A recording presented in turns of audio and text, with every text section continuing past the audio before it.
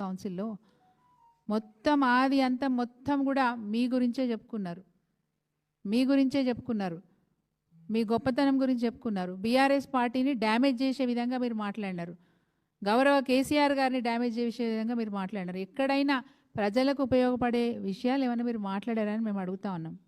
ఈరోజు మీరు కాదు కంటతడి పెట్టేది, రోజు కేసీఆర్ గారి చేత కంటతడి పెట్టిస్తున్నారు. మీరు ఒక బిడ్డగా తండ్రిని ఈ విధంగా బాధ పెట్టడం ఇది సరైన విషయం కాదు.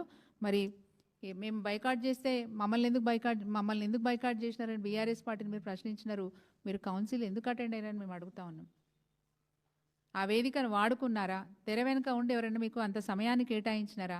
అసలు ఈ ప్రభుత్వం కూడా అసెంబ్లీలో కానీ కౌన్సిల్లో కానీ ప్రతిపక్ష పార్టీలకు సమయమే ఇవ్వదు. అట్లాంటిది మీ వ్యక్తిగత విషయాలు మాట్లాడడానికి ఎందుకంత సమయం ఇచ్చినారని దాన్ని బట్టి తేటతెల్లం అవుతా ఉంది. మీ వెనక ఎవరున్నారు, మీ వెనక ఎవరు మాట్లాడిస్తున్నారు, ఎవరు మీతోని నాటకాలు ఆడిపిస్తున్నారని చాలా స్పష్టంగా తెలుస్తూ ఉంది. మీకు వ్యక్తిగత విషయాలు చెప్పుకోవడానికి కౌన్సిల్లో అంత సమయం ఎందుకు కేటాయించినారని అడుగుతున్నాం.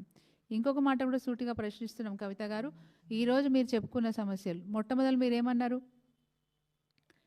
టీఆర్ఎస్ పార్టీని కాంగ్రెస్లో మర్జీ చేసేది ఉండే అని చెప్పినారు. మరి ఆ రోజు ఎందుకు ఈ భావజాలాన్ని మీరు ఆ రోజు వ్యక్తం చేయలేదు? టీఆర్ఎస్ పార్టీలో నాకు స్వేచ్ఛ లేదనే మాట మాట్లాడినారు.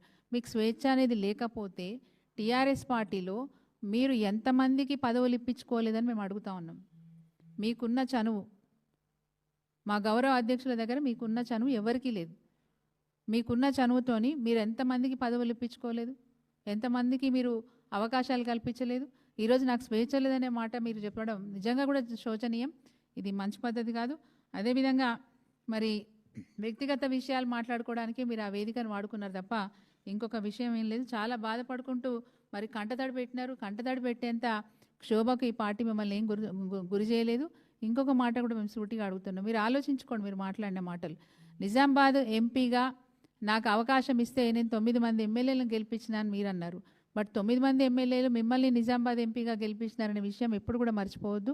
ఏ పార్లమెంటు సభ్యుడైనా గెలవాలంటే అక్కడున్న శాసనసభ్యులు సహకరిస్తేనే, వాళ్ళు గెలిపిస్తేనే పార్లమెంట్ సభ్యుడిగా ఎన్నిక అవ్వడానికి అవకాశం ఉంటుందనే మాట మీరు మర్చిపోవద్దు. మీ వల్ల 9 మంది ఎమ్మెల్యేలు అన్నారు మీరు అంటున్నారు. బట్ 9 మంది ఎమ్మెల్యేలు మీరు పార్లమెంటు సభ్యురాలుగా గెలవడానికి మీకోసం పనిచేసినారనే విషయాన్ని మీరు మర్చిపోవద్దు. సరే, ఏదేమైనప్పటికీ మీరు మళ్ళీ రెండవసారి పోటీ చేసినప్పుడు బీఆర్ఎస్ పార్టీ రెండవసారి కూడా మీకు అవకాశం ఇచ్చినప్పుడు ఓటమి పాలైనా మీ బాధ చూడలేక మా పార్టీ